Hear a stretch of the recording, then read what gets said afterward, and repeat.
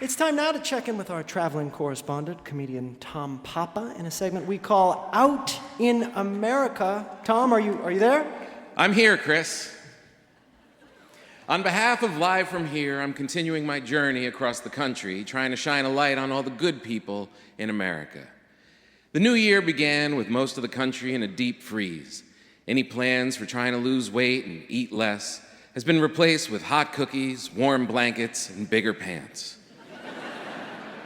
Have you ever reached a point in your life where you finally made a realistic New Year's resolution to just stay as fat as you were last year?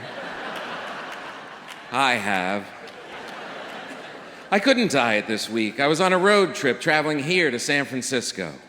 I made my first stop in Modesto, California, just west of the Yosemite National Park.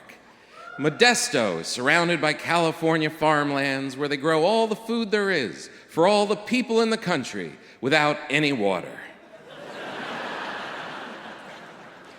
Have you ever driven through miles of American farmland hoping to buy fresh produce, but ended up at a gas station Quickie Mart eating a hot dog and a bag of corn nuts? I have.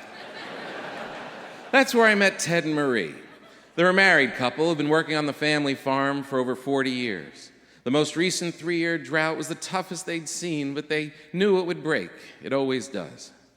I wanted to talk about environmental issues, but like most married couples, they just wanted to tell me about their latest fight.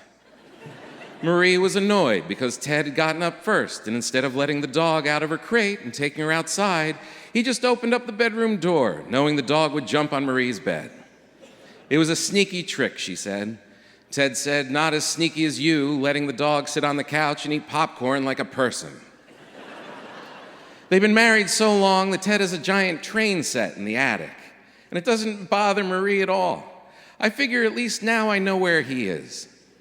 It's not other women I'm worried about. It's that every time he leaves the house these days, he forgets where he parked the car. He worked more on his home in the train village than he does on his own house. It's the ideal, peaceful American town that we all like to think about, but that probably never really existed. I look at this village sometimes, he said, and I actually picture myself living in one of those little houses. Marie leaned in. Some days, I wish he did. It'd be a heck of a lot easier to find his car.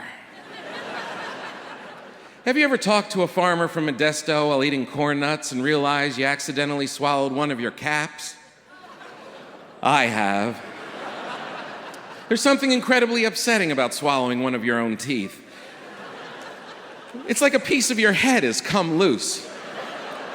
When you're a child, it's expected, and you know another tooth will grow in its place. But when you're older, you know whatever came out ain't coming back. Have you ever asked a stranger to look into your mouth for you at a Quickie Mart parking lot and watch as they quickly got in their car and drove away? I have. So I gassed up and I moved on down the road to Pea Soup Anderson's. Yep, it's a family-style restaurant off Route 5 that's been serving split pea soup and beer to weary travelers since 1924. On its menu, it says we sell over 2 million bowls of pea soup a year. Good on them. I don't even know 4 people who like pea soup.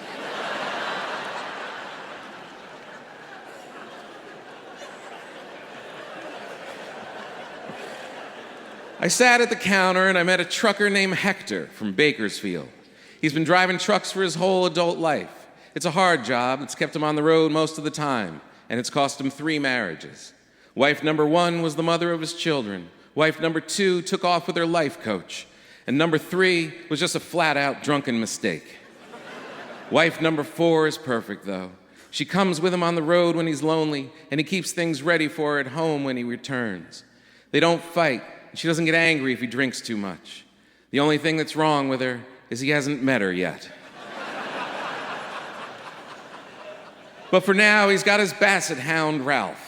Sleeps in his cab and rides with him everywhere he goes. Have you ever gotten a little tipsy at lunch, reached out for the counter to steady yourself, and flipped an entire bowl of pea soup onto your crotch? I have. Hector said not to worry about it. Around here, spilling pea soup on yourself is considered good luck. He hasn't had much luck these days. He plays scratch-off lottery game every day, and he hopes to win enough to finally stop living on the freeways, but he hasn't won yet. If he did win, he's not even sure he'd actually be able to stay at home for too long anyway. You get antsy, he said. You need movement. You need excitement. That's not something you get a lot of in Bakersfield. I suggested that maybe if he'd want to stay home more, maybe he should just move his home to a place that's different from Bakersfield.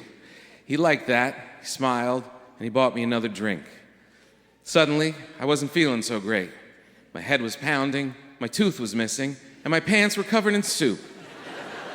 I knew I wouldn't make it to San Francisco that night, so I figured I should just try and look for a hotel nearby. Have you ever woken up in the morning confused with no pants on and slowly realize you're in the back of a truck spooning with a basset hound named Ralph? I have. So maybe my new year didn't start off with a lot of discipline, but that's okay. I'm fat and I'm happy, and I have a new friend in Bakersfield who lives with a truck driver named Hector. Until next time, this is Tom Papa, out in America. Thank you.